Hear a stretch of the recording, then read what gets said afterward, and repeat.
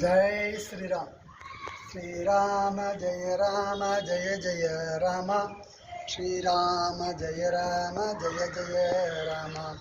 श्री राम जय जय राम।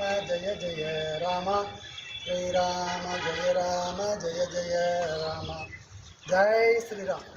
இங்கே இருக்கக்கூடிய மூர்த்தி வந்து சீதா ராமலட்சுமண பரதாசத்துக்கு அன்மத் சமேத ஸ்ரீ ராமச்சந்திரமூர்த்தி அயோத்தியா பட்டணம்.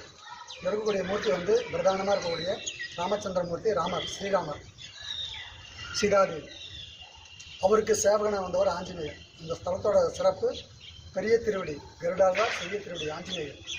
அப்படி சிறிய திருவடியோடு இருக்கக்கூடிய மும்மூர்த்திகளாக இருக்கக்கூடிய பிரம்மா விஷ்ணுன்னு சொல்லக்கூடிய மும்மூர்த்திகளில் பிரதான ருத்ரமூர்த்தியாருடைய ஆஞ்சநேயர் இந்த தளத்தில் வந்து அவருடைய சேவகனாக சேவிக்கிறது சிறப்பு.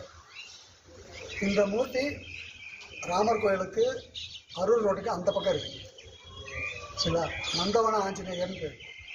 அவருடைய தரிசனம் பெற்று ஸ்ரீராமரை தரிசனம் பண்ணணும். அப்படிப்பட்ட சாமி அங்கிருந்து அனுகிரகம் பண்ணிட்டு இருக்கார்.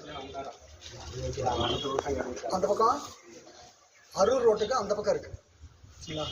அப்படிப்பட்ட சாமி அவர் வந்து அனைத்திலையும் வெற்றி பெறுவார். அவர் எங்கே போய் நின்னாலும் ஜெய் ஸ்ரீராம் நிற்பார். அந்த ஜெய் ஸ்ரீராம்னு சொன்னால் அந்த இடம் வந்து வெற்றியாகும். அப்படிப்பட்ட மூர்த்தி ஜெய் ஸ்ரீராம் அப்படின்னு சொன்னால் எல்லா விதமான வெற்றிகளும் புருஷார்த்தங்களும் கிடைக்கிறதுங்கிறதுக்காக தான் ஸ்ரீராமரை எப்பவும் சதா ஸ்ரீராம் ஜெயராம் ஜெய ஜெயராம், ஸ்ரீராம் ஜெயராம் ஜெய ஜெயராம் அப்படின்ற நாமத்தை சொல்லிக்கொண்டு அவர் வெற்றி பெறார். ருத்ரமூர்த்தியாக அவர் விளங்குறார். அதனால தான் பெருமாள் ஆலயங்கள் ஆஞ்சநேயர் இருக்கிறதுனால நவகிரகம் பிரதிஷ்டை ஆகிறதில்லை. அதனுடைய வால் வழிபாடுன்னு இருக்கு. அவருக்கு வால் வழிபாடு பின்பக்கமாக வச்சு வால் வழிபாடு பண்ணால் இன்னும் அனைத்து விதமான நவகிரக தோஷங்கள்லேருந்து எல்லா விதமான வெற்றிகளும் கிடைக்குங்கிறாங்க. அதனால தான் நவகிரகங்கள் வந்து இங்கே வேலை இல்லாமல் போகுது. அப்படிப்பட்ட சாமி வந்து அனுகிரகம் பண்ணிட்டு இருக்கார். சரிங்களா?